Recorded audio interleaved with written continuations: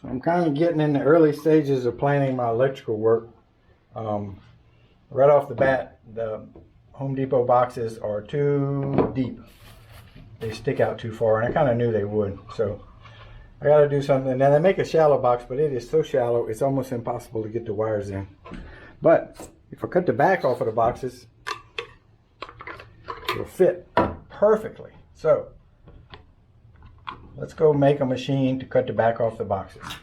Shouldn't be too hard. Or we're not making a machine, we're just making a jig to do it safely and keep all my fingers and make them all uniform. So it took me a couple of plastic tries, but I got a jig. I got this right here. And if I put the box right here and slide this little bump against this little thing, it's just right. And then if I use this stick to hold it, I'm not risking cutting my fingers off if something goes wrong. Now, it makes a lot of noise, but I promise you this thing does not care if it's cutting plastic or wood or fingers. Let's see. That's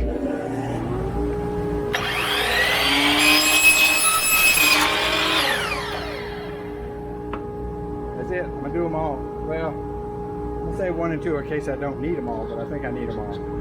So I've got another electrical problem right off the bat. The breaker panel that I bought is made for a 3.5-inch wall, so it sticks out. So, I mean, I could just let it stick out and build like a little frame around it, or I could cut a hole in the wall and let it stick out the outside. Well, obviously we're not going to do that, but I got another solution that's going to help me in another way. If I take this wall and change it from 2 5/8 studs to 3.5-inch studs like a lot of people use, maybe out this far, then 1, the box will fit in there flush like it's supposed to, and 2, I wanted to make my kitchen cabinets ahead of time and just slide them in place when we got the thing parked, because I don't want to put the weight in here when we're hauling it, so I wanted to make them off to the side. But you can't really slide cabinets in. You'd have to shorten them enough to get around the door trim and the hinges and things, and then have a big old wide trim to cover that gap. Or if this wall pulls out a little bit, well, that would solve my problem, because then the cabinet could be made to fit to this wall. It would give me 1 inch and a little bit of slack to get it in here and get it around that door jamb. So I think this is the best of both worlds. I'm gonna make this wall 3.5 inches up to somewhere around in here, as long as I come out at least 2 foot for the kitchen cabinet, and that way I can get the breaker panel in there. It'll be flush, and it's going to make getting the kitchen cabinets in, sliding them in, so much easier. Yesterday when I was at Home Depot, I bought the big boxes because they looked more usable than the little bitty flat boxes, and I had to cut them because they were too big. Today I went back to get some more, and they got this size box, which is between that box and the teeny box, and it fits without cutting. Dang, live and learn. So I'm kind of ready to start pulling wires, and I think I'm just going to have 3 circuits. One for this wall and the bath, one for the AC, and one for this wall and upstairs. Now, I got a lot of receptacles. It's just because I don't like extension cords. I'm hoping to get a receptacle in the right spot, whatever we plug in, but I have no clue. I don't know what we'll ever plug into these things except maybe phone chargers. I don't know. Got a double switch here for the main ceiling light and outdoor light. I'm gonna have a 3-way here going up the steps. The rest are just receptacles. Got a double receptacle here, and matching over here I'm going to have a switch receptacle for lights over the little kitchen counter. In the bathroom I got 2 switches, one for the light and one for the exhaust fan. That's kind of it. I'm going to have a 12-volt exhaust fan. I got it from, remember to put it up in this gable that's going to run off the solar cell. That's a whole different bag of worms. Okay, I'm going to start drilling holes and pulling these little wires. I bought a 250-foot spool, but I probably won't even need half of that. Update on the wiring. Almost all of my wires are pulled. I got my 3 circuits coming into the panel. I'll have to pull them out and put a Romex connector there or they'll get cut. Here I have a switch receptacle. This switch controls the light over basically the kitchen. And then we have receptacles, power in and out, receptacle, power in and out. We have receptacle, power in and out. We have a switch box with power in and 3 going out. And these 3 go underneath and just, they're loose right now.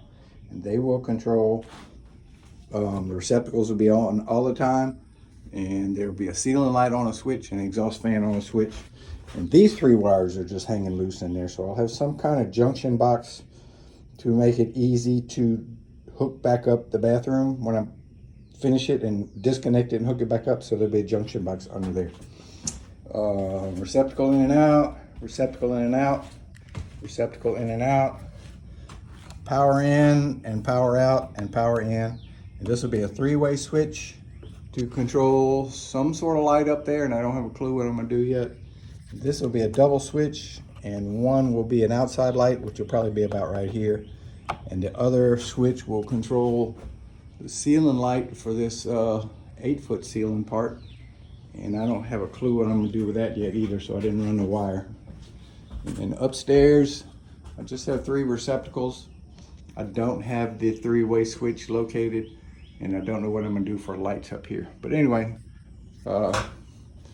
came a long ways, and I think most of it's pulled. That's the receptacle for the AC, and it's on a separate circuit. So I think this is all I'm gonna need is 3 circuits. I think this is plenty. I got a bajillion receptacles that I don't need, but I'd rather have more and not have extension cords. I like having a receptacle where a receptacle should be. So I can strip back all this Romex and kind of tidy this up a little bit. All right, let's talk electrical. This camper trailer came with a long 30 amp single phase, that'd be 30 amp 120 volt cord, and I reused it. That's this cord, and it is underneath the trailer wrapped up in a circle. It's about, I don't know, 20 feet long. So right now this is a 220 panel, but I only have it 1 phase hot. So the black wire goes to here, and the 3 breakers are on this hot bus bar, and I have 3 spares right here for I'm not sure what, but there's if I don't run wires now, I won't be able to get to this in the future without ripping the wall open. So I just have 3 extra wires, and they just end underneath the trailer. And if I want, when I'm ready to use those, I will have to put a jumper between this bar and make the whole thing single phase with 6 breakers. That's not a problem. I can't envision ever going 220 volts. So right now I have 1 breaker for the air conditioner, separate circuit. I have 1 breaker for one side of the trailer and the loft, another breaker for the other side of the trailer and the bathroom. And that's it, really. I did add a separate ground wire because we'll probably be running on a generator, at least for foreseeable future. And if you're running on a generator, you're not grounded. And I guess, you know, I do have 2 outside receptacles, so I wanted to be grounded. And other than that, it's pretty simple. This will be a single receptacle with a switch. The switch will control the light over the sink. This will be a regular receptacle. This is a double switch. 1 switch will be the 4 lights that are going to be on the ceiling here, these little bitty can lights. Another switch is for the outdoor light, which would be right on the outside of the structure. And then this will be a 3-way switch, which will tie to another 3-way switch upstairs, so you can turn on lights going up the stairs. And then when you get up there, you can turn them back off. Receptacles running around the floor. I have a lot of receptacles, and I don't envision using many of them, but I hate extension cords, so I'd rather put the receptacles. Let's see, I have 2 receptacles in here next to the sink. I have a double switch. 1 switch will control the vent fan, and 1 switch will control the little light. And for 120, that's about it. I got a few more receptacles upstairs. Now I also dropped some wires for 12 volt. That's these little wires. So I have a 12 volt here, which could be a light. I have a 12 volt here and a 12 volt here, which could be lights. I have a 12 volt switch, which could be an exterior light. Upstairs, I have a couple of 12 volt receptacle, well, I have power to a couple of 12 volt things in case we want to put 12 volt lights. And I have that exhaust fan, which is going to be 12 volt, which will be either on a temperature switch or a humidistat. And I'm hoping that the solar cells, it can run all the time. And the 12 volt circuits, right now, they just dropped underneath the trailer because I'm using all the old wire that came with the original camper. So someday I'm gonna have to lay under there, hook them all up together, which would be like real fun. But I had the wire in it. It's almost as much work to buy a long roll of wire and do loops than it is just to drop them under there and hook them up with some butt connectors and some heat shrink tape. So that is it electrically. Let's see what's not done. I have these cans in the ceiling and they're gonna be kind of tricky to drill the hole through the sheet metal and have the wires in the right spot without drilling through the wires, so I'm gonna have to work that out. Right now I'm gonna set some scaffolding up in here so I can work on this ceiling, because that's gonna be the next thing we do. This is underneath the panel. This is the power cord rolled up and tied up. This is the ground that I will roll up and tie up. And these are two of the futures, and this is the third future. I know one of them probably be for the pump, the well pump, so we might use them. We're gonna put a porch on the front, so that might be the second one. But I can get to them now. And this is a 12 volt wire. Like that, all the 12 volt wires are just hanging down. So my understanding of the code that requires all wire connections to be in a box is for fire prevention or fire reduction. If there's an arc or something, they want the arc confined to a box. Since I cut the bottom of these boxes off, the wood was exposed, so I just dropped a little sheet metal behind each one that I cut, and just trying to do the right thing. I'm messing with the bathroom gable. It's a little tiny little thing. And I had some step flash and it was 3/4 inch I need to have, so I kind of beat it into submission. It's kind of crooked. That's okay. And I've got some old cypress siding, probably lead paint, I'm not sure. But I got them all cut and I'm gonna nail them up and this is gonna be done. So the little bathroom gable is complete. It took a while. There's a lot of little parts going on here. First I used the, I don't know what you call this kind of flashing. Step flashing maybe. Goes over the sheet metal and behind the wood to keep water from getting behind the sheet metal. And it was the wrong size, so I had to beat on it and get it kind of halfway the right size. And then I put some cypress siding up. And then I had to put the rake trim up, which kind of seals everything up.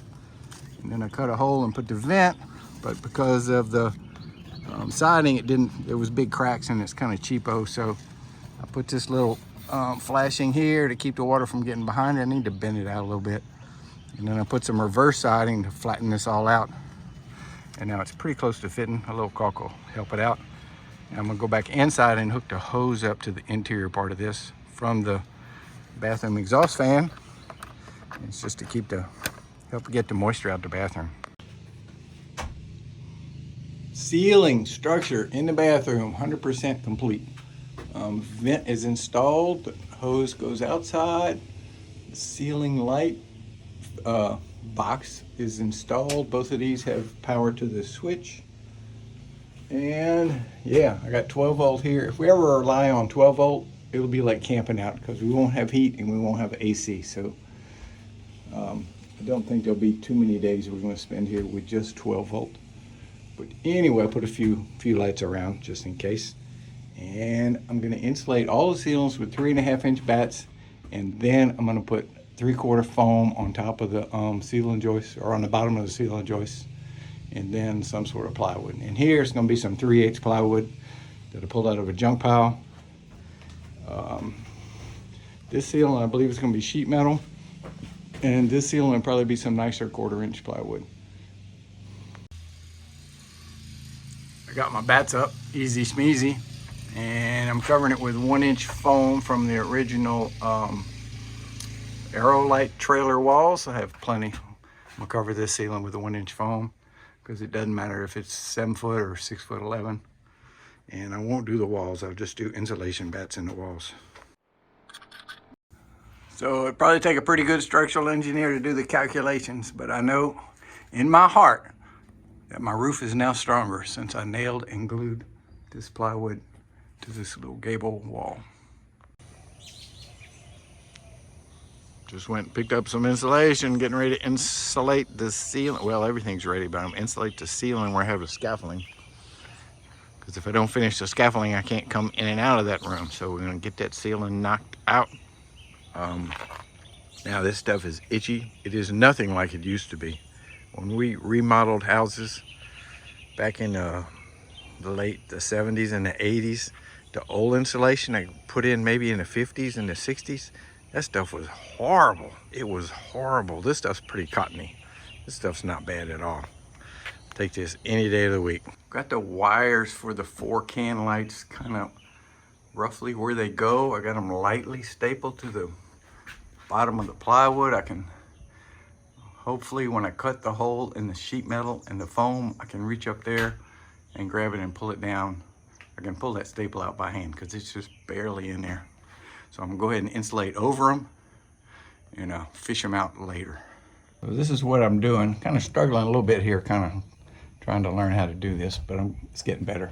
I got 3.5-inch batts in the ceiling, and I wanted 24-inch wide batts, and they didn't have them, so I have 16-inch batts, so it's kind of tricky to get them to stay up there. And now I have a bunch of this 3/4 foam that was given to me, so I'm putting this on top of the batts, and it's kind of, it doesn't have any strength. But on top of this, I'm gonna put some tin. I'm gonna put a tin roof here for a ceiling. So got one side pretty well knocked out. The other side is gonna go easier because I did one side already. I know what I'm doing, sort of. Got the ceiling in the kitchen and the great room ready for sheet metal. Wasn't terrible, wasn't really fun either. Just trying to get all that stuff to stay up. It's so flimsy. The insulation wants to fall on your face, and the blue foam board doesn't have much more strength than the insulation, so it was kind of tricky getting it up there. But very little weight, decent amount of insulation. Probably not up to Minnesota standards, but for a Louisiana camp that's going to be empty most of the time, it's going to be just fine. Just ripped up a whole bunch of those old deck boards into some little strips that are 3/4 of an inch thick and 1 inch wide. I'm going to put one of these strips between the foam on the other ceiling, the ceiling above the loft, because that's going to be a 1/4 inch plywood ceiling. I don't think it can span 2 foot without sagging. So this way, I'm going to break that span down to a lot less. There's a saying that hindsight's 20/20. There's also a saying, or at least I say it, hindsight has a way of making you look foolish. And it happened to me. Shortly after I put these rafters up, and in another video, I mentioned that I wish I would have put them on 16-inch centers. And that was because, well, when I was putting the rafters up, I was all about saving weight. And I know putting rafters on 24-inch centers is just pretty much standard. It's no problem. But after I got them up there, I realized the ceiling I wanted to use is that real thin plywood from Home Depot, and it will not span 24 inches with the weight of this insulation pushing on it. It'll bow. So right off the bat, I knew I had made a mistake. What I didn't realize is they don't sell the 3.5-inch batts with the paper face 24-inch wide. It's 16-inch wide, so that made it a lot more tedious to hang the insulation. If you cut it too short, there's no paper to staple to. If you cut it too long, it wants to buckle and then not lay flat. So putting up my insulation took longer than it should have, but we got it up. And now the problem with getting the plywood not to bow, I solved by putting a strip of wood, a strip of foam, a strip of wood, a strip of foam. So now the nailing surface for the plywood ceiling is more like 16 inches or a little less instead of the 24 inches. So I think I solved that. My son bought that house in Hammond. It was a bank foreclosure, so we don't really know much history about it. But somebody had closed in the carport. People do that all the time. And then they laid 2x4 sleepers on the slab, nailed them down. They were on about 16-inch centers. And between the sleepers, they filled the cavity with this blue foam, 2 layers to bring it up to the top of the 2x4s. And then they put visqueen, and then they put 3/4 plywood. And they screwed the plywood down with black screws. And treated is a little bit, I don't know whether it's caustic or acidic, but it ate the screws up. So when we inherited the house, the plywood was buckling up, and that was kind of silly anyway. We didn't need that, so we pulled all the plywood up, and that's where all these foam strips came from. And being Luke's, we did not throw the foam away. We kept it for some unforeseen future project, and here it is. It works out just right for this little project. I'm glad I have it. I don't know what the R value is between the 3.5-inch bats and the foam. It's not huge, but it'll make it so that this window unit can cool the cabin down on a summer day. If I was a live-in, if it was a teeny home forever, I wouldn't want to spend the electricity to offset the lack of insulation.